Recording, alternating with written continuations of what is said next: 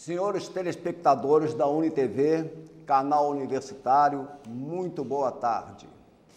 Nesse momento, damos início ao programa Grupo Mônaco de Cultura e Saúde, que vai ao ar, ao vivo, todas as terças-feiras, às 15 horas.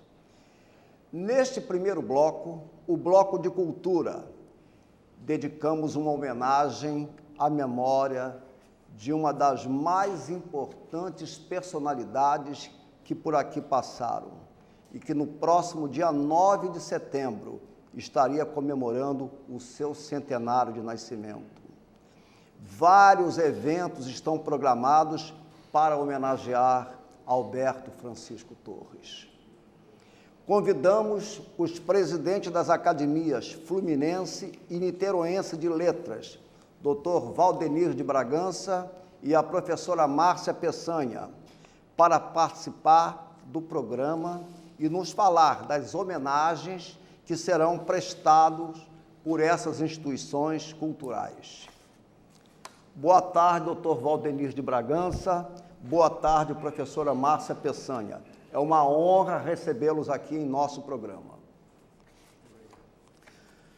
Vamos iniciar com o presidente da Academia Fluminense de Letras, Dr. Valdenir de Bragança. Gostaríamos, Dr. Valdenir, de saber o que está previsto na Academia Fluminense de Letras em relação ao evento comemorativo do centenário de nascimento do saudoso Alberto Francisco Torres. Boa tarde, senhores que assistem esse programa, boa tarde. Eu queria dizer que o doutor Alberto Francisco Torres, eu convivi com ele desde 1955, ele foi da Academia Fluminense de Letras uma das personalidades mais influentes. Foi presidente de 1962 até 74 períodos, ele ocupou a presidência da Academia Fluminense de Letras. Ele ocupou a cadeira número 27, de Luiz Pistarini, que era um poeta de Resende. Aliás, a Academia Fluminense de Letras tinha 48 cadeiras. Cada cadeira era ocupada por uma personalidade de uma cidade, de um município do estado do Rio de Janeiro. E o doutor Alberto ocupou essa cadeira com brilho. Era um acadêmico pela inteligência, pela oratória, era um acadêmico na postura, pelos ideais. E este programa que é ligado, que é da Universidade Federal Fluminense, doutor Alberto Torres, a minha luta no tempo, nossa luta no tempo de estudante para ter uma universidade federal, porque a universidade estadual já tinha ocorrido uma, o reitor tomou posse, o Paulino Neto, tomou posse e não existiu uma universidade. Então o doutor Alberto tinha assumido o Fluminense em 1954, eu estava na presidente diretória em 55 e começamos a luta para que existisse uma universidade federal. E o doutor Alberto pegou essa bandeira como se ele também fosse a própria universidade nascente e lutou muito. Em 59, ele foi deputado estadual, constituinte 2 vezes, chegou a botar na Constituição a criação de uma universidade. E depois, em 59, 60, a universidade surge, Juscelino Kubitschek era o presidente da República. Em 61, Jânio Quadros, presidente, doutor Alberto vai ser o chefe de gabinete do Bispo, que era o ministro da Educação e Cultura. E foi nesta época, ele lá deu posse ao primeiro reitor, o professor Durval de Almeida Batista Pereira. Mas o doutor Alberto comprava, Mônaco, a minha querida Márcia, comprava as grandes lutas, grandes bandeiras, os grandes ideais nossos da juventude, daqueles que queriam ver a universidade. O Hospital Antônio Pedro, que era municipal, estava fechando, com o incêndio do Cico estava fechado, nós precisávamos ter um hospital ligado à universidade, o Hospital das Clínicas. O doutor Alberto também comprou essa luta. O prefeito era Lealdino Alcântara, nós conseguimos um terreno em frente à Policlínica Barros Terra, e o doutor Alberto abriu manchete no jornal O Fluminense, ele já era, naquela época, já era o diretor. Então, o doutor Alberto ajudou a universidade. Ajudou a universidade quando ela estava sendo fundada com 5 faculdades agregadas, a Faculdade de Filosofia, depois a faculdade passou a ser de Educação, de Economia, de Engenharia, de Ciências Econômicas, e ele sentiu que aquela universidade que estava sendo formada não era a universidade que precisava incorporar todas as outras faculdades particulares e faculdades estaduais que existiam ali, como Serviço Social também e enfermagem. De modo que o Dr. Alberto Torres é um vulto, é uma personalidade a ser celebrada. É celebrada pela universidade, pelo Estado do Rio, pelas pessoas que gostam de cultura, pela legião dos educadores, porque foi patrono do magistério.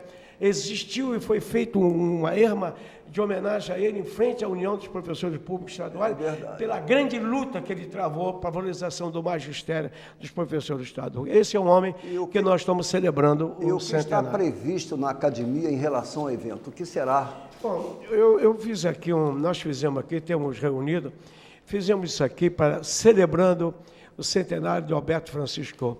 E essa figura aqui, nós colocamos o rosto dele, botamos o orador, iluminado, o homem que, uma memória fabulosa. Botamos no jornal o jornalista, o advogado que ajudou, e advogava não só na tribuna, perante o juiz, mas advogava as grandes causas, né? O amigo solitário, que ficava do lado do outro quando sofria e quando precisava de um amigo, o parlamentar constituinte 2 vezes, o parlamentar federal, estadual, e o acadêmico, cheio de vigor na transmissão da sua cultura. Mas na academia, o que teremos? Nós vamos fazer no dia 20 um painel com a participação de várias personalidades, cada um dando um testemunho da vida, da obra, da personalidade, do serviço do Dr. Alberto Torres. Esse painel sobre a vida, serviço, obras, ações meritórias, a pessoa amiga, o advogado, o acadêmico, o orador, o jornalista, o administrador. E será dia 20 às 17 horas na academia. Dia 20 às 17 horas. Na Academia Fluminense de Letras, ali na Praça da República. Da Academia Fluminense de Letras é ali na biblioteca. É comum, né? A biblioteca, quando foi construída a sede, será foi construída para ser biblioteca e na parte de cima... Dia 20 de setembro, às 17 horas. E estão todos convidados. Então, a participar. E também, o Mônaco, nós lançamos concursos de trovas, falando sobre ética, liberdade e imprensa, um concurso que já está por aí, já foi encaminhado pelas UBTs do Brasil inteiro, falando sobre o centenário de Alberto Torres, e fizemos um concurso para jovens, para escolares, sobre também a poesia, falando sobre ética, sobre liberdade e sobre imprensa, vinculando essas 3 palavras à personalidade de Alberto Francisco Torres. Passamos para a professora Márcia Peçanha, presidente da Academia Niteroense de Letras. Bom, quero dar boa tarde a todos e também agradecer a Mônaco pelo convite para participar desse programa da UniTV. Márcia, o que está previsto na Academia Niteroense de Letras em relação ao evento comemorativo do centenário do nosso saudoso Alberto Francisco Torres? Como a academia tem um projeto que se chama Datas Significativas, em que comemoramos, né, o centenário, o Sesc Centenário de Personalidades Ilustres. Então, está programado para amanhã, quarta-feira, às 17 horas, na sede da Academia Niteroense de Letras, que é a Rua Visconde do Uruguai, 456, uma sessão comemorativa pelo centenário do grande jornalista, acadêmico, político, né, o diretor do atual Grupo Fluminense de Comunicação, mas que na época era o Fluminense, que ele assumiu em 1954. E na Academia Niteroense de Letras, então, nós faremos essa sessão comemorativa. E como ele ocupava, né, na nossa academia a cadeira patronímica de Joaquim Norberto, a cadeira de número 34, ele foi o único ocupante dessa cadeira e ingressou na Academia Niteroense em 9 de abril de 1949 e lá permaneceu como acadêmico, que bastante dignificou a nossa academia durante 49 anos, porque ele faleceu em 1998, 11 de novembro. E aí, amanhã, então, o Sávio Soares de Souza, que trabalhou junto com o doutor Alberto Torres no jornal Fluminense, durante muito tempo na coluna Prosa e Verso, e também por ocupar atualmente a cadeira, antes ocupada por doutor Alberto Torres, ele amanhã fará a saudação, né, ao doutor Alberto Torres em nome da academia. O que significa também que outros poderão se pronunciar, porque é aberta a palavra para os presentes, mas o eixo principal será a fala do Sávio Soares de Souza. Por sinal, o Sávio Soares de Souza, que colaborou por muitos anos com a coluna Prosa e Verso, com Marcos Almir Madeira. O Sávio é um brilhante, é uma figura, um intelectual muito respeitado aqui na cidade. E também podemos dizer que a cadeira patronímica de Joaquim Norberto, que é o autor sobre a nossa cidade, o mais antigo, de 1850, da década de 1850, e que a obra foi publicada pela Instituto Histórico e Geográfico Brasileiro. Então, é uma honra muito grande o Sávio ocupar a cadeira que foi do Alberto Torres e também patronímica de Joaquim Norberto. Agora, há outros acadêmicos que também fizeram parte do Fluminense, que eu posso falar depois. Sim, por exemplo, porque sempre houve um entrelace, não é, da academia com as letras, com o jornal, principalmente o Fluminense. E por doutor Alberto Torres, até ser integrante tanto da Academia Niteroense de Letras quanto da Fluminense, que ele foi até presidente, e vários acadêmicos muito ligados a ele pelo seu lado humano, generoso. Ele tinha muitos amigos em Niterói, principalmente entre os literatos, e ele também era um grande literato e foi eleito intelectual do ano em 1987. Isso. Não é? Vários acadêmicos, não é? Estou citando até os da Niteroense, que participaram do jornal Fluminense. Já foi dito o Sávio Soares de Souza, depois o Marcos Almir Madeira, também escrevendo na coluna Prosa e Verso, e o Marcos Almir Madeira, que também pertenceu à Academia Brasileira de Letras. Tivemos o João Rodrigues, que também escreveu para o Fluminense na coluna Tenda Árabe. Tivemos Vera de Vives. Diário Sem Data, Diário Sem Data. Era considerada a grande cronista. E ela escreveu tantas crônicas que depois as crônicas foram resumidas em um livro que se chamou Diário Sem Data.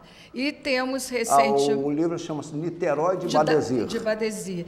E hoje temos ainda o Roberto dos Santos, né, o Fernando de Avis, que tem também uma coluna no jornal Fluminense, faz resenha dos textos literários, dos livros publicados, e escreveu na revista do Fluminense, né, agora em 26 de agosto, que é Marcas de Alberto Torres, justamente homenageando Alberto Torres. Então, a Academia Niteroense de Letras está muito inserida nesse contexto, justamente pela presença marcante que sempre foi do Alberto Torres. Perfeito. Aliás, podemos acrescentar também o nome de João Rodrigues de Oliveira, com o Tenda Árabe, que pertenceu à Academia também, que era campista. E era campista, né?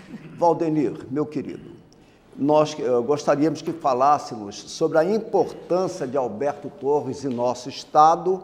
Eu lembro-me perfeitamente, inclusive que o senhor homenageou em vida, dando nome a uma escola municipal quando prefeito. Estive presente na ocasião da inauguração da escola municipal. Então, eu queria que nos falasse sobre a importância de Alberto Torres aqui em nossa cidade, nosso estado. É inusitado se dar o nome em vida de uma personalidade, geralmente, mas o doutor Alberto já estava na eternidade, já estava na imortalidade, pela inestimável contribuição que ele havia prestado, não só a Niterói, a cidade onde ele nasceu, mas ao estado do Rio e ao país. Eu me recordo da luta que nós tivemos, nós municipalistas, ele também, o jornal era um jornal do municipalismo, para que a fusão que ocorreu do Estado da Guanabara ao Estado do Rio não desse tantos danos como deu essa fusão ao Estado do Rio de Janeiro, a Niterói, ao antigo Estado do Rio de Janeiro, porque nós deixamos de ser capital e ficamos numa posição subalterna, vamos dizer, o doutor Alberto lutou por isso.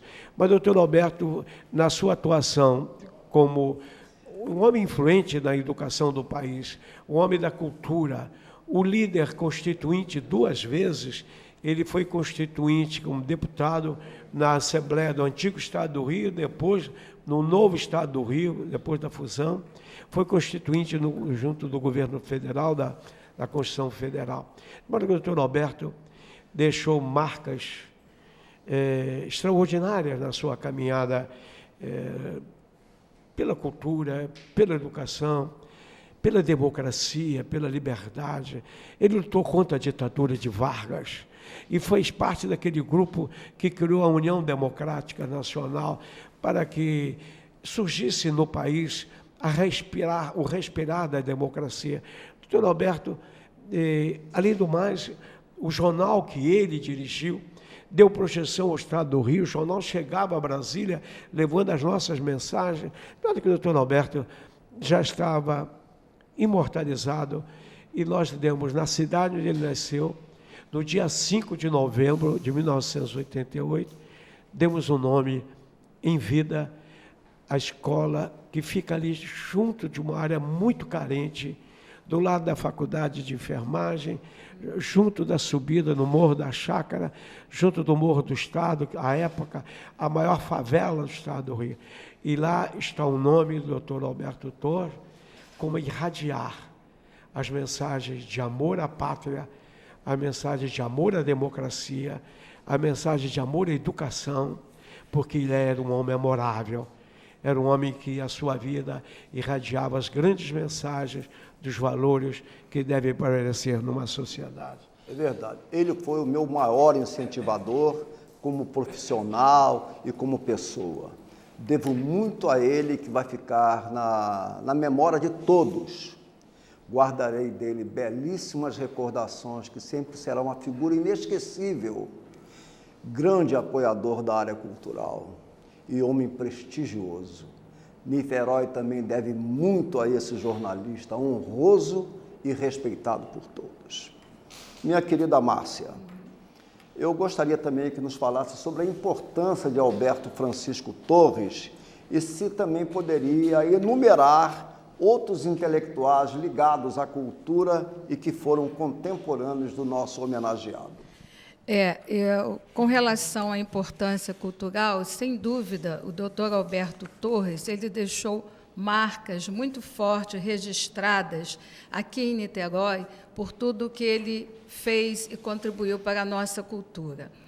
Haja vista, até que já foi dito aqui por doutor Valdeni, que ele auxiliou bastante na fundação da Universidade Federal Fluminense em 1961. Em 1959, foi um árduo defensor do magistério, por isso até que na UP, que é a União dos Professores, tem um busto em sua homenagem. Ele também deu nome à Praia de Caraí, que hoje é a Avenida Jornalista Francisco Alberto Torres. E, assim que ele faleceu, 13 dias depois, a tribuna de imprensa da Câmara também recebeu o nome de Alberto Torres.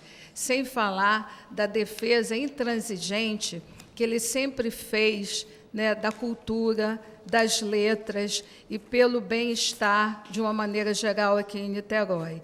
Como o doutor Valdeni já falou, ele teve toda uma atuação política, que eu não vou entrar nesse ramo, que já foi aqui bem explanada pelo doutor Valdeni, mas querendo ressaltar a sua honradez, a sua ética profissional.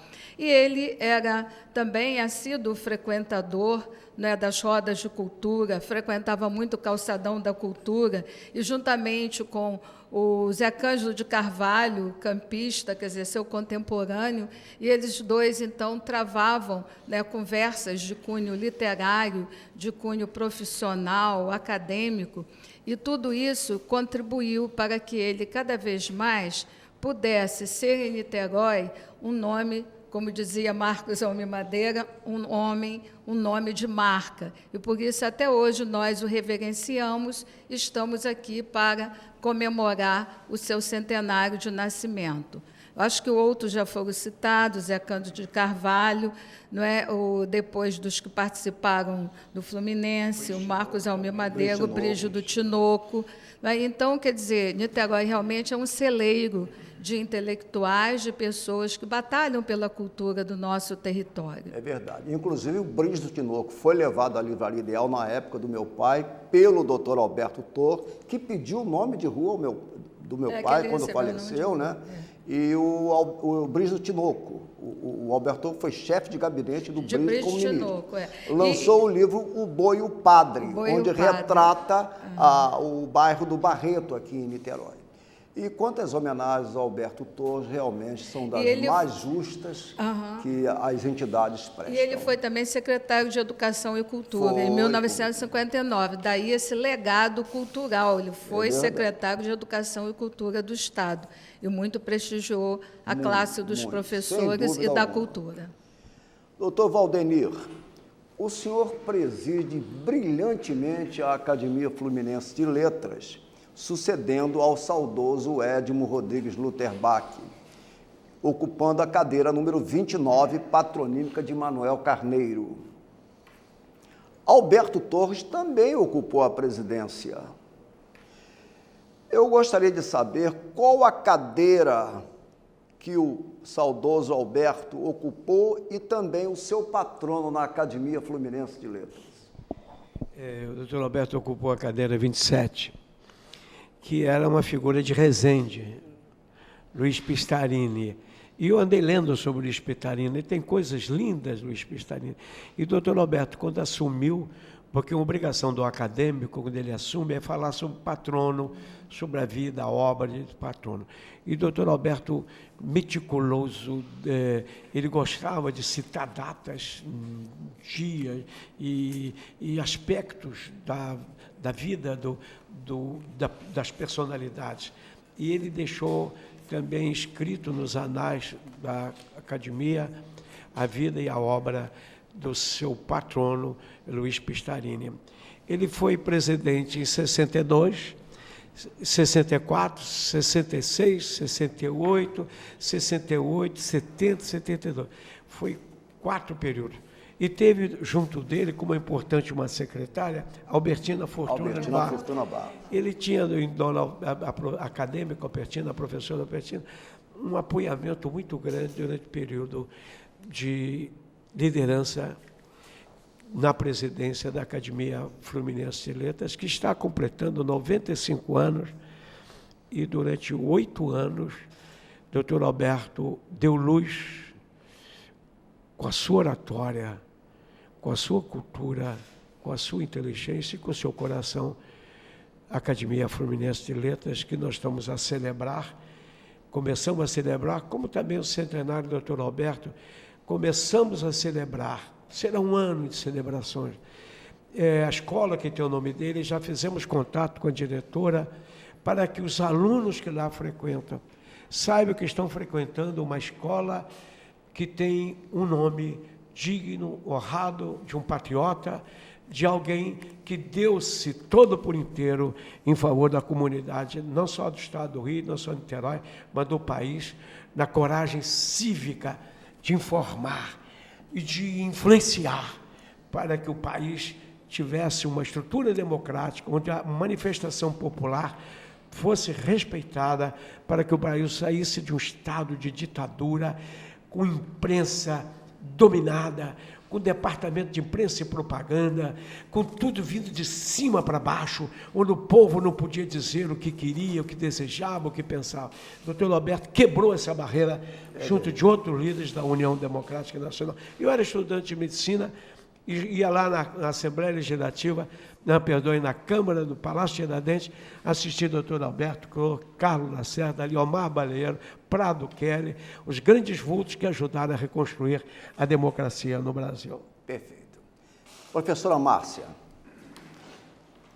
a senhora publicou em 2008, pela editora Nit Press, uma obra sobre Casimiro de Abreu. Sim. Casimiro de Abreu, o poeta das primaveras. Vou colocar aqui. No ano de 1949, o nosso homenageado, o saudoso Alberto Torres, proferiu discurso na Assembleia Legislativa do Estado do Rio sobre o poeta, autor de As Primaveras, numa polêmica com Nilo Bruzzi, transformada em livro. O livro em defesa de Casimiro de Abreu. Raridade. Raridade. Esse fato, essa polêmica, causou enorme repercussão. Você, Márcia, que é autora de um trabalho sobre Casimiro, o que tens a dizer? Olha, realmente esse foi um dos trabalhos mais instigantes do doutor Alberto Torres, porque ele faz uma defesa brilhante de Casimiro de Abreu. Na Assembleia, ele vai justamente fazer essa defesa baseando-se em vários textos também que foram enviados, várias manifestações das academias, porque o Nilo Bruzzi estava escrevendo um ensaio sobre Casimiro de Abreu, mas falando assim mal da personalidade, da pessoa, do indivíduo Casimiro de Abreu, e queria que isso fosse divulgado nas escolas. E foi um projeto para a Assembleia, o projeto de número 93, que foi lido, apresentado por Bezerra de Menezes.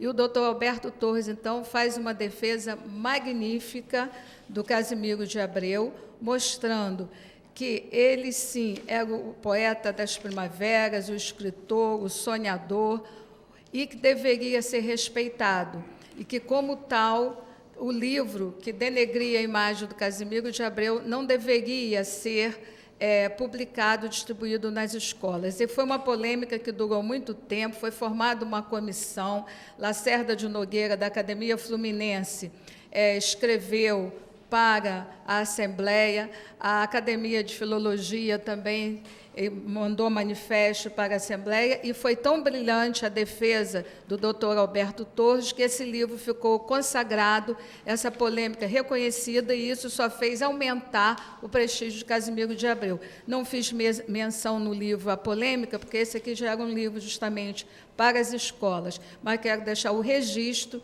da brilhante defesa do doutor Alberto Torres na defesa do Casimiro de Abreu.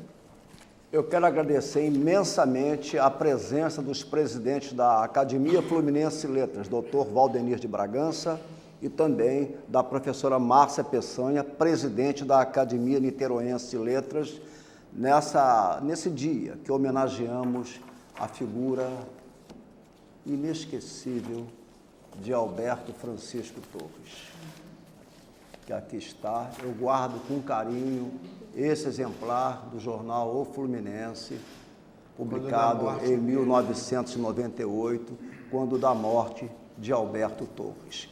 E também mostrar a obra que foi recentemente lançada pela imprensa oficial do Emanuel Macedo Soares, sobre sua atuação parlamentar.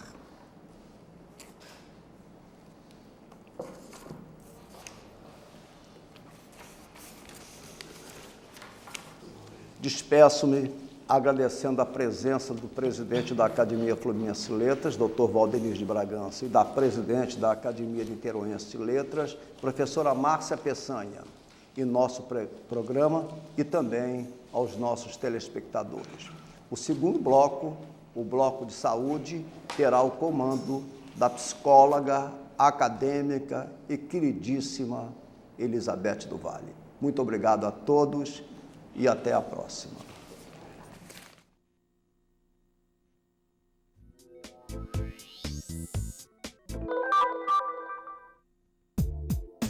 A partir do segundo semestre, a UF disponibiliza o sistema de transporte que vai interligar os campi da universidade.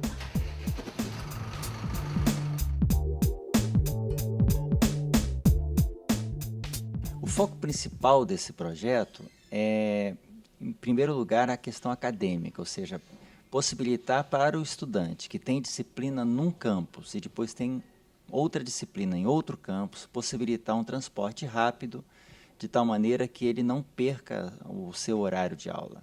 A outra razão, também importante, é a questão de segurança.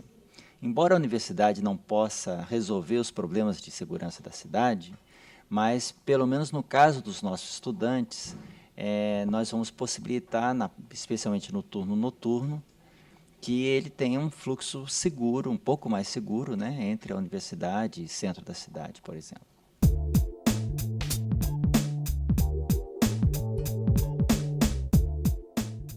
Os pontos de parada dos ônibus, eles, na maior parte dos casos, coincidirão com os pontos de parada municipais. No entanto, em alguns casos em que pudesse haver um certo congestionamento e pudesse prejudicar o fluxo normal, haverá pontos específicos para a UF. O primeiro percurso parte das Barcas, passa pela educação física, Campus do Gragoatá, moradia estudantil, Campus da Praia Vermelha, Faculdade de Direito, IACS 2, Faculdade de Economia, IACS 1, Instituto Biomédico,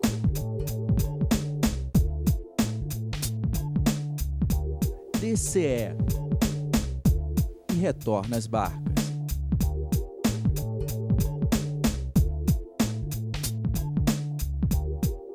O segundo percurso parte do DCE, passa pelas Barcas, Escola de Enfermagem, Hospital Universitário Antônio Pedro, Reitoria, Faculdade de Veterinária, Faculdade de Farmácia,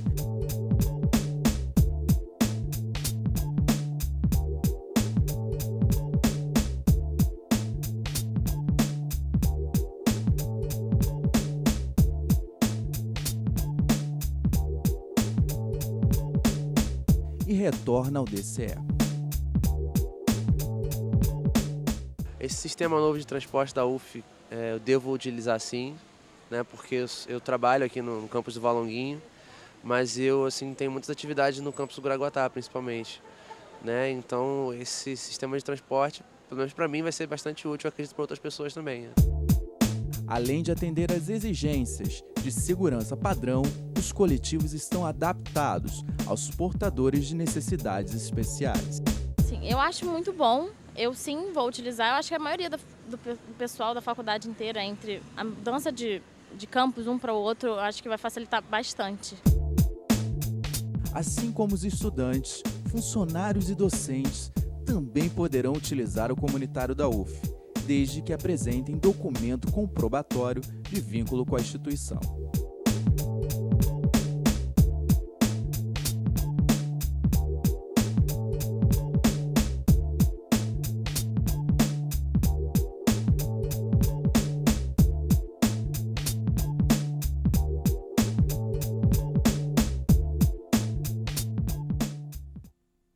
Boa tarde para você que nos assiste. Estamos aqui com mais um Bem-Estar e Saúde e hoje dando uma atenção especial às pessoas que nos enviam e-mails solicitando de alguma forma um comentário, né, um apoio nas suas dúvidas. E hoje então estamos aqui para comentar sobre isso. Né, especialmente dando essa atenção a essas pessoas que nos enviam, então, essas solicitações. E a primeira solicitação seria: Elizabeth, ultimamente, quando ando pelas ruas de nossa cidade, me sinto ansioso, suo frio, fico aflito e acabo por não conseguir fazer tudo o que preciso e volto para casa. Tenho 70 anos e observo que amigos mais velhos que eu não se sentem tão ameaçados. o que estaria acontecendo comigo? Bom, em primeiro lugar,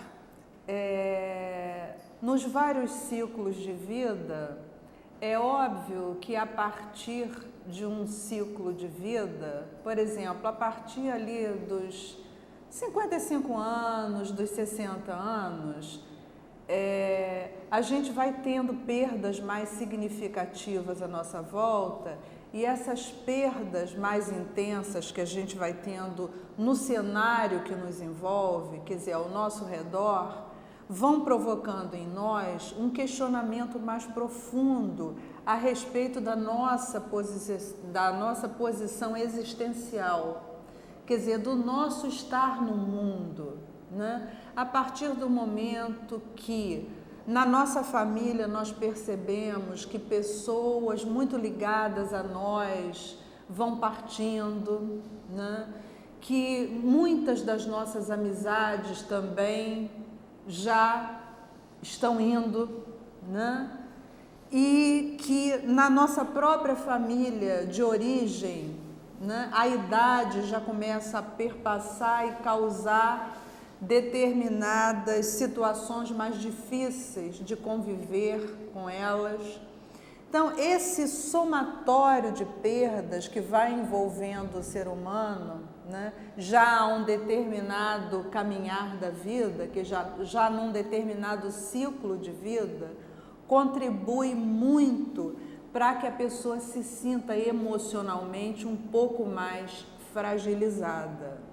Bom, uma outra situação que contribuiria muito para que a gente vá ficando, de certa forma, mais fragilizado emocionalmente e, portanto, exacerbando um pouco mais a nossa ansiedade e as nossas angústias do dia a dia, seria um estado de coisas, né, que vai acontecendo, que vem acontecendo nos últimos anos com o que nós chamamos de progresso, né, no nosso dia a dia de uma maneira geral, mas que a esse progresso paga-se um preço, né, nessa coisa da informação chegar muito rapidamente, sem ter um filtro adequado para que essa informação chegue de uma maneira assim com tanta volúpia a cada um de nós. Então, o somatório dessas situações todas é óbvio que influencia no comportamento das pessoas. E influencia de várias maneiras. Influencia aumentando, às vezes, um pouco a ansiedade, né? Deixando a pessoa, como eu já falei, mais fragilizada um pouco, né? E é óbvio que a história de vida desta pessoa também, quer dizer, a estruturação de personalidade que essa pessoa tem, quer dizer, a história dela como um todo, vai também contribuir de maneira muito efetiva para que ela tenha, no daqui para frente, já que ele faz a marcação em 70 anos, que está com 70 anos, né? Quer dizer, tudo o que ocorreu na vida dessa pessoa desde a infância, né, contribuiu para que essa pessoa estruturasse a sua personalidade, né? Tanto a sua memória genética, como a sua história de vida, como a convivência com seus familiares, a convivência com a sua profissão, a convivência com tudo o que passa à sua volta. Então, essas variáveis todas, elas entram em jogo e, principalmente nessa fase da vida, é a fase em que todos nós, de maneira geral, olhamos para trás e nos perguntamos muitas vezes o que fizemos da nossa vida até esse momento, né? Muitas pessoas até antes de completarem essa idade já estão se perguntando, né? Eu, por exemplo, ainda não estou com esta idade, mas eu me pergunto em todos os dias da minha vida, né? Quer dizer, o que eu tenho feito da minha vida tem sido bom, não tem sido bom? Quer dizer, como é que eu tenho aproveitado até aqui tudo o que a vida tem me dado, né? Então, tem algumas pessoas que diariamente fazem essa retrospectiva. Tem outras que nem tanto, mas as mais introspectivas eu calculo que talvez fiquem um pouco mais ligadas nessa situação, e por estarem muito ligadas nessa situação, nessa conexão consigo mesma, né, de forma muito profunda, se vejam às vezes em situações extremamente difíceis um pouco de chegarem a uma conclusão, né? Se é que tem uma conclusão para se chegar. Mas, de qualquer forma, né? Quer dizer, o que eu tentei colocar aqui são as variáveis que entram em jogo, né? Para que alguém se sinta mais tranquilo um pouco, ou às vezes um pouco intranquilo, mas normalmente em decorrência dessas variáveis todas que a gente está colocando aqui. E uma forma mais flexível de lidar com isso é a oportunidade de trocar ideias, então, com outras pessoas, né? De trocar ideias com amigos, de trocar ideias de uma maneira geral, principalmente no seio familiar, né? Que muitas vezes se torna um lugar também de desentendimentos, de desavenças, em vez de um lugar tranquilo, um lugar que possibilite mesmo o diálogo. Então, eu diria que é muito importante que cada um de nós possa contribuir de uma forma mais efetiva, mais consciente, para que a gente se torne um veículo, um bom veículo de comunicação. E o bom veículo de comunicação, acima de tudo, é aquele que sabe ouvir, né? A pessoa que sabe ouvir, que dá espaço para o outro e que é observadora, né? E que procura estar atenta àquilo que está à sua volta, aprende muito, né? E nesse aprendizado, a gente vai minimizando muitas situações difíceis na nossa convivência e facilitando o nosso conviver no dia a dia. Então, está aqui a minha contribuição. Numa outra questão, a gente teria aqui um relato da seguinte forma: tenho 34 anos, um bebê de 2 meses e estou extremamente aflita pelo fato de não conseguir amamentar a minha filha. A cada tentativa, meu seio sangra. A Clarice chora e eu acabo chorando também. Confesso que amamentar é exaustivo e não estou conseguindo lidar com essa situação, apesar de todo o meu esforço. Meu mamilo não tem um formato bicudo e isso torna muito difícil a sucção. Minha filha cansa de sugar e eu canso de sentir dor. Será que isso vai interferir no estado emocional dela? Aqui a gente tem que atentar para uma questão que é importante ser verificada desde o pré-natal, né? Porque quando a mulher tem a orientação do pré-natal, o que acontece é que o ginecologista vai inclusive informar a ela se ela terá condições de fazer uma amamentação com uma certa tranquilidade. Porque dependendo, sim, do formato do mamilo, essa criança vai ter mais facilidade ou vai ter mais dificuldade em sugar esse seio.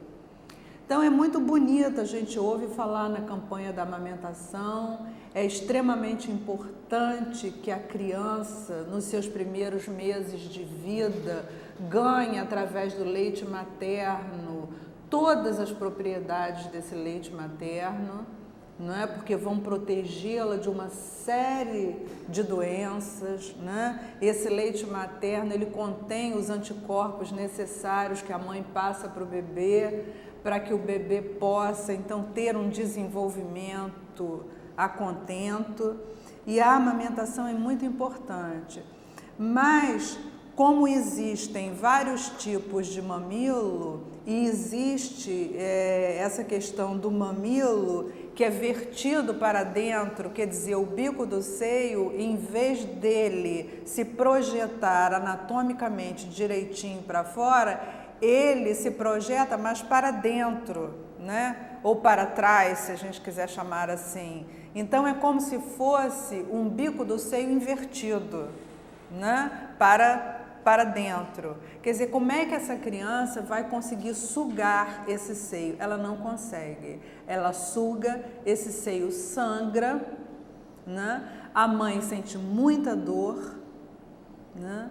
Há pessoas até que preferem usar nessa época da amamentação algum instrumental para poder tirar o leite materno através de uma bomba de sucção feita para isso, própria para isso, uma bombinha de sucção, e coloca esse leite na mamadeira e então dá o leite ao bebê.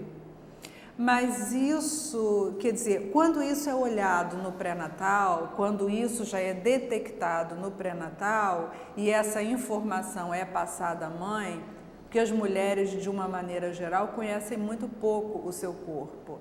Apesar de hoje termos uma informação muito grande a respeito de sexualidade, né? Mas ainda a sexualidade é tabu.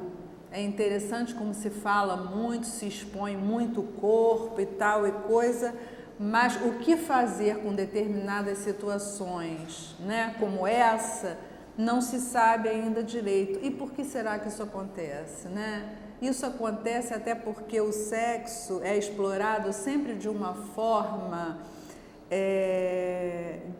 como a questão da indústria do sexo. Né? Quer dizer, o sexo na realidade ele é muito explorado dessa forma e ainda é pouco explorado no sentido da pessoa ter conhecimento sobre o seu corpo, ter conhecimento sobre o corpo do outro, e isso é muito importante para o exercício da sexualidade de uma maneira geral, não é? E amamentar seu bebê faz parte disso.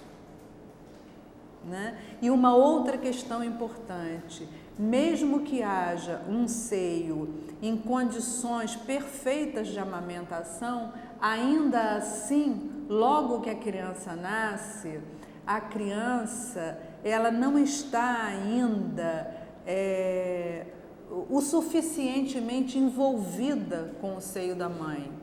Então, o que acontece é que a gente costuma comentar com a mãe que inicialmente, nas primeiras vezes que ela põe essa criança no seio, tem que haver um namoro entre eles, entre o seio da mãe, não é? E a criança que está buscando esse seio. Então, essa criança ela tem que ter um tempo, né, para ter esse contato. Por incrível que pareça, né, as coisas não nascem tão prontinhas assim como a gente imagina. Ah, tá com fome, vai ali, suga e pronto. Não, não é assim. Né? Como bem colocou a pessoa aqui que está questionando essa situação, há que se ter, em determinadas situações, algum conhecimento para que o desempenho da pessoa, ele ocorra naturalmente, ele ocorra sem grandes aflições, sem grandes dores, sem grandes ansiedades. Né? Então, até para quem tem um mamilo naturalmente, anatomicamente, perfeitinho, direitinho, às vezes essa criança não pega esse mamilo assim com tanta facilidade. É preciso esse brincar da mãe com seu bebê, esse acariciar, esse colocar no colo, até que essa criança possa, então, ter como achar esse mamilo, encontrar a maneira melhor de sugar esse mamilo. Então, existe todo um processo, né, que envolve mãe e bebê e que a gente não pode desprezar, né, que a gente tem que justamente obedecer essas etapas, né, da relação entre mãe e bebê. Bom, um terceiro questionamento. Elizabeth: não tenho ânimo para sair nos fins de semana. Tenho 42 anos, trabalho naquilo que gosto, Minha remuneração não é má, contudo não consigo relaxar, me soltar, ando travada. Às vezes durmo nos fins de semana, me sinto cansada. Será que isso é psicológico? Provavelmente um conjunto de coisas. Quer dizer, até que ponto, né? 42 anos já é uma idade em que se está aí na pré-menopausa. Então, questões hormonais influenciam, né? Questões de relacionamento nesse próprio trabalho, que pode ser muito bom, e às vezes por ser muito bom também, a gente se joga demais de cabeça em determinadas coisas e não sobra muito tempo nem muito vigor para outras. Então até isso pode estar acontecendo. Eu não sei se é o caso, mas é uma questão que eu estou lançando para que possa ser verificado, para que, né, isso possa ser visto também, possa ser revisto de alguma forma. Né? Quer dizer, até que ponto esse cansaço. E outra coisa, as idas a um médico aí de 6 em 6 meses nessa faixa etária para ver o que está acontecendo, né? Às vezes algum exame, alguma taxa sanguínea, por exemplo, a anemia dá muito cansaço, né? E outras tantas situações, algumas infecções, por exemplo, infecção urinária é uma coisa que dá cansaço, que dá febre, né, e que às vezes provoca até insuficiência renal. Então existem tantas situações, né, que fazem parte principalmente do universo da mulher. Eu estou falando infecção urinária porque a mulher é muito suscetível à infecção urinária. E outras tantas coisas, né, que às vezes a gente é acometido. E um outro problema que envolve muitas mulheres, que é um problema ginecológico, é a questão de doenças vaginais, né, como cândidas, que é uma infecção muito frequente, que as mulheres têm muito, até por força da menstruação, né? No período de menstruação, a região genital fica muito abafada e, em função disso, os fungos se proliferam, né? E isso também gera, esses tipos de infecção geram cansaço, geram baixa imunológica. Então, isso tudo tem que ser levado em conta, né? E até que ponto esse dia a dia, né, tá muito exaustivo mesmo, a gente mesmo muito alegre e se entregando muito a determinadas coisas que a gente faz com muito amor, mas mesmo assim cansa. Né? E às vezes há necessidade, o organismo sente necessidade de parar um pouco e ter um descanso para poder retomar esse trabalho. Né? Então, verificar essas situações. Uma outra questão é: tenho 36 anos e estou grávida, me sinto bem, mas meu marido está preocupado com nossas relações sexuais. Ele tem medo de me machucar e com isso acaba se esquivando. Isso me deixa insegura. O que fazer? Se uma gravidez, se ela está transcorrendo normalmente, sem problemas, sem sangramentos, enfim, seu ginecologista que vai informar, né, a você se a sua gravidez está correndo bem, se está tudo em ordem, não há por que ter medo de ter relações sexuais. E isso até o ginecologista, né, pode conversar com o seu marido, e é bom até que converse para esclarecer, né? Porque talvez para os homens haja muito mito em relação à questão da gravidez, né? E até para as mulheres também que não conhecem bem o seu corpo, né? Porque a maioria das mulheres não conhece bem seu corpo. E os homens também não. Por isso as questões da sexualidade ainda serem tabu nos dias de hoje. Não é à toa que existem várias programações aí na mídia abordando a questão da sexualidade e tirando dúvidas de uma forma ou de outra a respeito de situações, às vezes, que a gente acha, isso é uma bobagem. Não, não é uma bobagem. Para quem não conhece, não sabe sobre aquilo, não é uma bobagem, não, é uma coisa importante. E é uma coisa importante que seu marido possa estar mais tranquilo, até em relação à sexualidade de vocês. E se essa gravidez transcorre normalmente, tranquilamente, não há por que ter tanto receio assim. É óbvio que algumas posições para a relação sexual não vão poder acontecer, né, em face de que o bebê vai ocupando um espaço muito grande, né? A barriga da mãe cresce muito e ela mesma, em determinadas posições para fazer sexo, não se sente bem. Mas aí troca-se de posição, faz de outra maneira, né? Mas converse com o seu médico, peça a ele que converse com o seu marido, que a princípio eu acho que seria uma ajuda muito boa, muito eficiente. Uma outra situação. Tenho observado que de alguns meses para cá não tem sido fácil conciliar meu sono à noite. Tenho dormido cada vez mais tarde e no dia seguinte sinto sono durante o dia. Isso me preocupa, porque já me peguei um pouco alheio dirigindo quando volto do trabalho. Já tentei ir para a cama mais cedo, mas não dá certo, então levanto e vou para o computador. Há pouco tempo eu assistia no domingo no Canal Livre, na TV Bandeirantes, um programa especialmente falando sobre neurologia, sobre sono, com o Dr. Ivan Izquierdo. E ele dizia que o sono é imprescindível para o cérebro. Sem sono, nada feito. Tão imprescindível que ao final do programa ele disse, olha, quem não dorme sem medicamento, é preferível que tome medicamento e durma do que não durma. Bom, estamos aqui zerando o nosso tempo, infelizmente não vou poder falar mais sobre isso, mas numa próxima ocasião eu retomo essa questão. Para você que nos assiste, meu beijo e até o próximo programa.